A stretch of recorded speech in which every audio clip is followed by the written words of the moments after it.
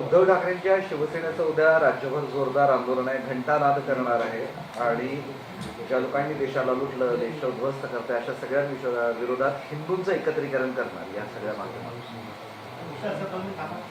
उबाडाचे नेते उद्धव ठाकरे यांनी आता एक नवीन आंदोलन जे हातात घेतलेलं आहे त्याला प्रतिसाद मिळणार नाही. एक नवीन विषय आपल्या हातात असावा.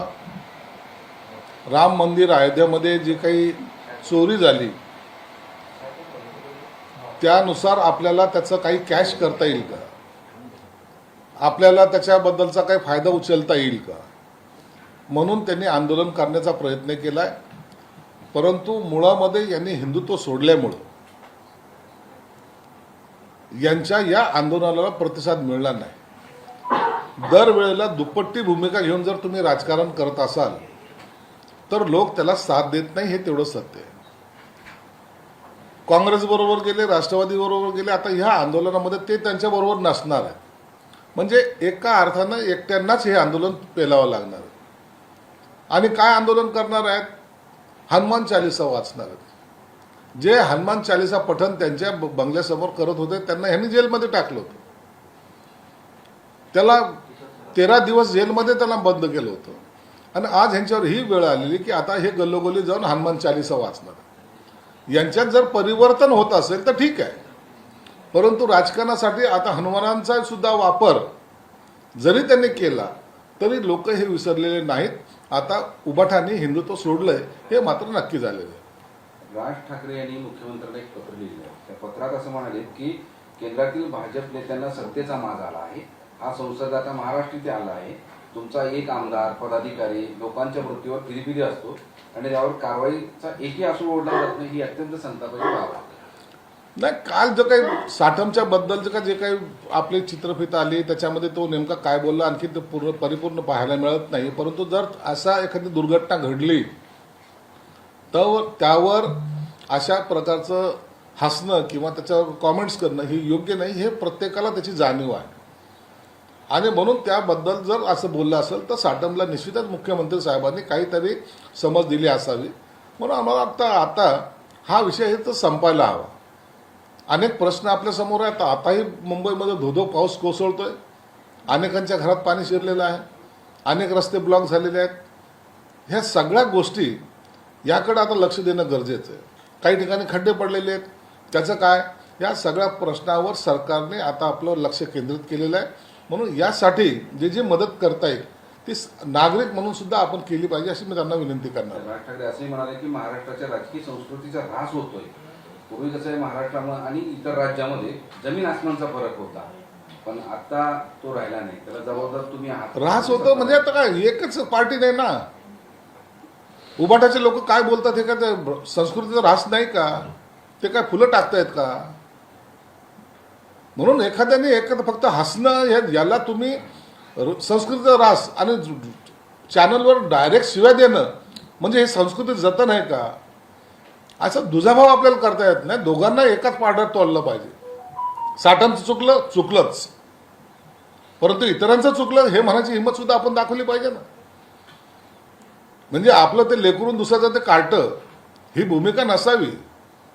आणि हे कुणासाठीही नसावी. कोणत्याही पक्षाचा कार्यकर्ता असला तर त्याला समान वागणूक ही भेटली पाहिजे आणि त्यांना सगळ्याला आचारसंहिता ही एक असली पाहिजे, ज्यामुळं महाराष्ट्राची संस्कृती ही टिकून राहील. एक संजय राऊतांचं वाक्य आहे, कुठे आहेत शिंदे, कुठे आहेत फडणवीस? राम मंदिर लुटले आहे, महमूद गझनीने नाही, तुमच्याच पक्षातील लोकांनी लुटले आहे. उत्तर द्या. कुणी काय केलंय याचा संजय राऊतला हिशोब देण्याची आम्हाला आवश्यकता वाटत नाही. एक आहे, जनतेला आम्ही बांधील आहोत. जनतेचा तो पैसा आहे, जनतेच्या श्रमातून उभं राहिलेलं ते मंदिर आहे. तिथं जर चोरी होत असेल ती दुर्दैवी घटना आहे आणि त्याच्यात 8 लोकांना अटक केलेली आहे. आणि त्याचं कोणताही माणूस, कोणताही पक्ष हा समर्थन करणार नाही. एक वाक्य आणखी आहे त्यांचं, काल 20 कोटीला एकाला खरेदी करण्याचा प्रयत्न झालाय, सुरू आहे. पैसे पैसे सुरू आहे. तुम्हाला रडायलाही भाड्यानं माणसं आणावे लागतील, एवढं क्रौर्य तुम्ही घेऊन जाताय. कुठे ठेवणार आहात इतके पैसे? आता काल कुणाला 20 कोटीला खरेदी करायला लागले, ह्या माणसाच्या डोक्यावर काही परिणाम झालेला का? दर वेळेला एखादा कार्यकर्ता त्यांच्यापासून दूर झाला की त्याचा लिलाव झाला असं समजायला हरकत नाही. त्याला वेश्या म्हणतील, त्याला गद्दार म्हणतील. हे सर्व आरोप लावण्यापेक्षा पक्षामध्ये तुम्ही का सांभाळत नाही त्यांना? तुमच्या घरातला माणूस फुटतोच कसा? म्हणून स्वतःच जे काही अवगुण आहेत ते लपवण्याचं काम हे लोक करतायत.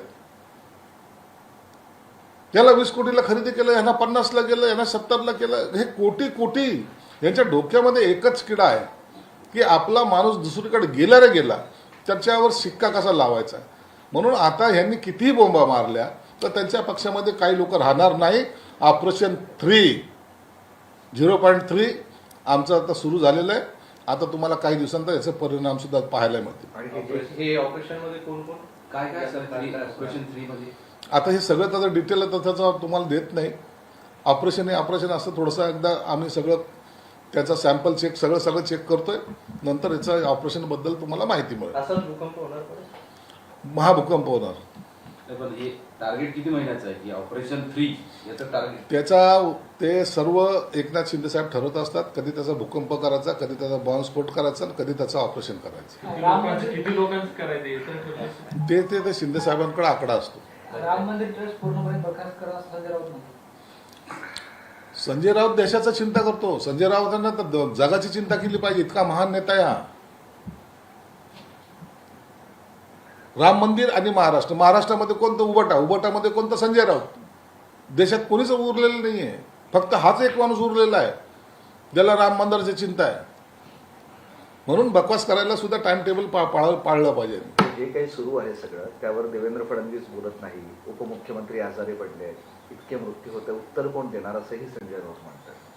त्याची चिंता त्यांनी करू नये. सरकार आमचं व्यवस्थित चालू आहे आणि योग्य तो निर्णय योग्य ठिकाणी घेतला जातो आणि त्याचे उत्तरं सुद्धा दिले जातात. काल मुंबई महापालिकेत एक वेगळंच नाट्य दिसलं. रितू तावडे आणि किशोरी पेडणेकर यांच्यामध्ये वाद झाले. किशोरी पेडणेकर महापौर कार्यालयात गेल्या, तिथे काही व्हिडिओ काढले असा त्यांनी आरोप केला आणि पोलीस स्टेशनपर्यंत FIR पर्यंत हे सगळं प्रकरण गेलंय.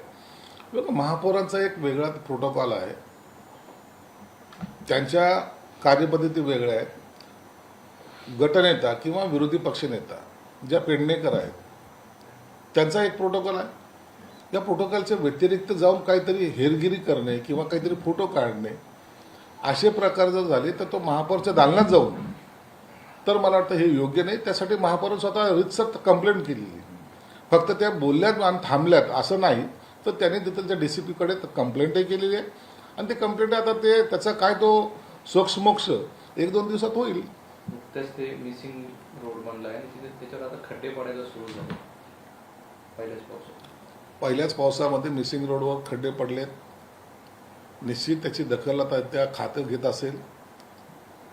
जर काही तिथं चुकीचं झालं तर त्या अधिकाऱ्यावर कारवाई वगैरे हा नंतरचा भाग तर होतच, परंतु असं का घडलं याचं सुद्धा चौकशी करायला पाहिजे. आणि पहिल्या पावसात खड्डे पडणं हे चुकीचं आहे, याचं समर्थन आम्ही करणार नाही. उपमुख्यमंत्री एकनाथ शिंदे रुग्णालयातून आढावा घेतला पाण्याचा पावसाचा आणि शिवसैनिकांनी रस्त्यावर उतरून मदत करा असं आवाहन केलं. एकनाथ शिंदे साहेब गेल्या 3-4 दिवसापासून आजारी होते. विकनेस आहे, फिवर आहे आणि त्याचं प्रमुख कारण त्यांची झोप. 4 दिवसापूर्वी त्यांना ॲडमिट करायचं होतं, परंतु ते एकनाथ शिंदे उद्या करता आज ते ॲडमिट झाले. त्यांचा काश्मीरचा दौरा होता, तो दौरा आता रद्द केलेला आहे. श्रीकांत शिंदे काश्मीरला गेलेले आहेत आणि त्यांना 3 दिवस किमान हॉस्पिटलमध्ये राहावं लागेल अशी त्यांची परिस्थिती आहे. म्हणून एक त्यांना जी काही ट्रीटमेंट आहे, ज्या काही टेस्ट आहेत त्या हॉस्पिटलमध्ये होत आहेत. तरी एकनाथ शिंदे साहेब तिथं बसूनही शांत नाहीत. तर ते महाराष्ट्रामध्ये जे काही अवकाळी पाऊस काही ठिकाणी पडतोय, काही ठिकाणी दुष्काळ स्थिती आहे, त्याचा सगळ्याचा आढावा घ्यायचं काम ते करत आहेत.